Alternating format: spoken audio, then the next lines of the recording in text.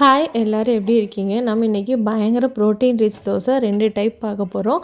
ரெண்டுமே செம்ம டேஸ்டியாக இருக்கும். கண்டிப்பாக ட்ரை பண்ணி பாருங்கள். இது வந்து நம்ம கிரைண்டர்லாம் அரைக்க போகிறது, மிக்ஸி மட்டுமே இருந்தால் போதும். சூப்பரான தோசை ரெடி ஆயிரும். ஃபஸ்ட்டு வந்து நம்ம பாசிப்பயிறு தோசை பார்க்க போகிறோம். பாசிப்பயிறு வந்து 1 கப் எடுத்துக்கோங்க. 1/2 கப் இட்லி அரிசி எடுத்துகிட்டு ரெண்டையும் நல்லா அலசி இதை வந்து நம்ம ஊற வச்சிடலாம். ஃபஸ்ட்டு நல்லா அலசிட்டு அதுக்கப்புறமா இதை ஒரு ஊற வச்சுருங்க. ஊற வச்சு ஒரு 4லேருந்து 5 மணி நேரம் ஊறினா போதும்.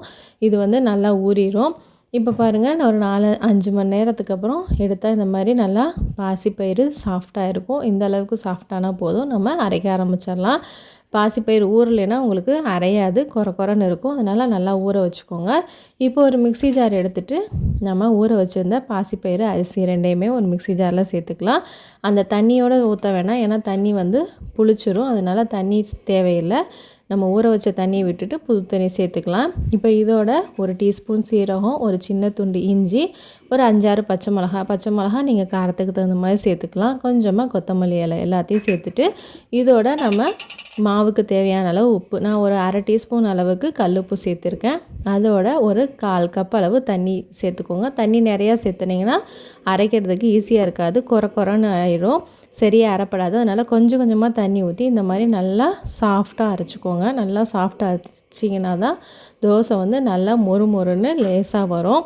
இப்போ இதை ஒரு பவுலில் நம்ம மாற்றிக்குவோம். இதே மிக்ஸி ஜாரை அலசி இந்த தண்ணியும் சேர்த்துக்குவோம். நம்ம தோசை மாவு பதத்தில் இருக்கணும், அந்த அளவுக்கு இருக்கிற மாதிரி தண்ணி ஊற்றி நீங்கள் மாவை அட்ஜஸ்ட் பண்ணிக்கோங்க. எவ்வளோ தண்ணி உங்களுக்கு தேவைப்படுதோ அந்த அளவுக்கு நீங்கள் தண்ணி சேர்த்துக்கலாம். இப்போ இந்த மாதிரி தோசை மாவு மாதிரி கரைச்சாச்சு. அவ்வளோதான், நம்மளுக்கு மாவு ரெடி ஆகிடுச்சு. இந்த தோசையை வந்து நம்ம உடனே போட்டுடலாம். இது வந்து புளிக்க வைக்கணும் அப்படின்லாம் அவசியம் இல்லை. இப்போ நல்லா தோசைக்கல் சூடானதுக்கப்புறமா நம்ம நார்மலாக தோசை போடுறோம்ல, அதே மாதிரி இந்த தோசையை போட்டுடலாம். அவ்வளோதான், சூப்பரான உடனே வந்து நம்மளுக்கு சூப்பரான தோசை ரெடி ஆயிடுச்சு. இந்த தோசைக்கு வந்து நம்ம சட்னி சாம்பார்னு எதுவுமே தேவையில்லை, ஏன்னா இதிலே காரம் எல்லாமே இருக்கு இல்லையா, அதனால் இதை அப்படியே சாப்பிட்லாம். இப்போ இந்த தோசையிலேயே இன்னும் டேஸ்ட்டையும் இன்னும் வந்து ஹெல்த்தியாகவும் ஆக்கிறதுக்காக ஒரே ஒரு முட்டை மட்டும் உடச்சி ஊற்றுங்க. சூப்பர் ஹெல்த்தியான தோசை ரெடி ஆயிரும். ஒரு நாளைக்கு தேவையான ப்ரோட்டீன் எல்லாமே இந்த பாசிப்பயிறு தோசையிலையும் ஒரு முட்டை போட்டாலுமே போதும். சூப்பர் ஹெல்த்தியான தோசை. காலையில் பிரேக்ஃபாஸ்ட்டுக்கு ஒரு பெஸ்ட்டு தோசைன்னா சொல்லலாம். ஏன்னா பிரேக்ஃபாஸ்ட்டில் குழந்தைங்களும் சரி ஹஸ்பண்டும் சரி அவசரமாக நல்லா சாப்பிடாமல் போயிடுவாங்க. அதுக்கு இந்த தோசை 2 தோசை கொடுத்தீங்கன்னா போதும், நல்லா ஹெல்த்தியான ஆப்ஷன். அதே மாதிரி இதுக்கு வந்து சட்னி சாம்பார் எதுவுமே தேவையில்லை. இந்த மாதிரி தயிர், ஒரு கப்பில் கெட்டி தயிர் வச்சு அதை தொட்டு சாப்பிட்டாவே போதும், சூப்பர் டேஸ்ட்டாக இருக்கும். கண்டிப்பாக அதை ட்ரை பண்ணி பாருங்கள்.